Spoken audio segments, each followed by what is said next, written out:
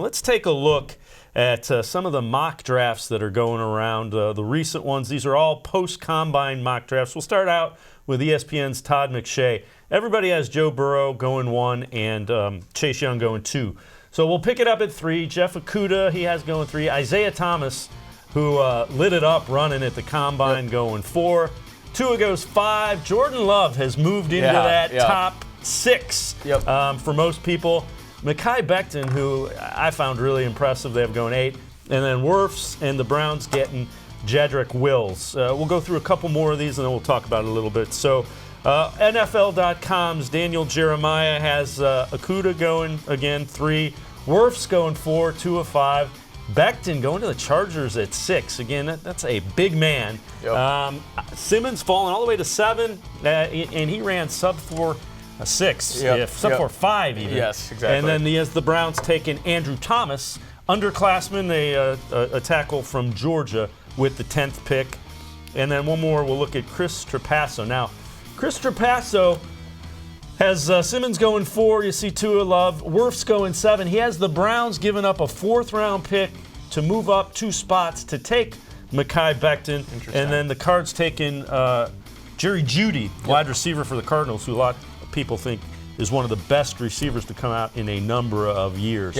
So even among the guys who are trying to project it, nobody has a defined tackle, and a lot of it's going to be who's available there. Right, exactly. And I think that's one of the most interesting things to watch in the build up to this NFL draft. Are one of these offensive linemen going to separate themselves from the pack? Like you just said, you just went through it. It could be Thomas, it could be Wirfs, it could be Becton, it could be Wills. None of them have separated themselves yet. We thought the combine would do so, but Becton at 6'7", 350 pounds runs a 5'1", and then Wirfs jumps like a 36-inch vertical and runs a 4'8", 5'40", the fastest lineman time there is. And you have Wills looking great in his agility drills, and Andrew Thomas talking about how he loves running wide zone and would love to block for Nick Chubb. So every one of these guys are showing that they're worthy of being the top tackle, and of course they all want to be the top tackle. So that's what I'm looking for, to see who separates themselves, because that's what it's going to come down to. And that's why I find that trade so interesting, to trade up to go get their guy, because not necessarily does someone need to separate themselves in a consensus. They need to separate themselves amongst the Cleveland Browns front office. So if the Browns, between now and the draft, find a guy they want, it wouldn't surprise me if they go get him, because though there's 4 guys and you can say, oh, wait and see, we'll take the best available. If they have the guy they want, like a quarterback, you go get them, and they'll have that opportunity. Right. And again, if you identify, you and I don't know the difference between these guys by and large. Right. But if the Browns personnel people fall in love with one of them, and it costs you a 4th-round pick, go get them. Exactly. And then if you're wrong, but at least you got the guy you wanted.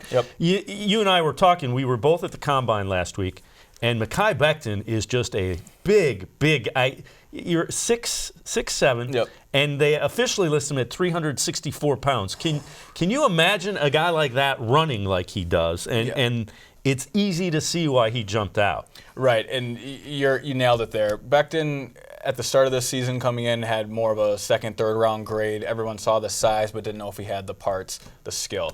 Well, he put all that to rest, both with his senior season and then at the Combine this year, running 5 flat basically in the 40 for a guy his size, his stature, long arms, thick biceps. These are the things you can't teach at the offensive line position, and it's why Becton is really solidifying himself as a top 10 pick, if not higher now. Yeah, and the thing that you heard when he was talking to the media is he wants to punish defensive linemen, which if I'm a running back or a teammate, it's like, come play for me. Exactly. The mindset you heard.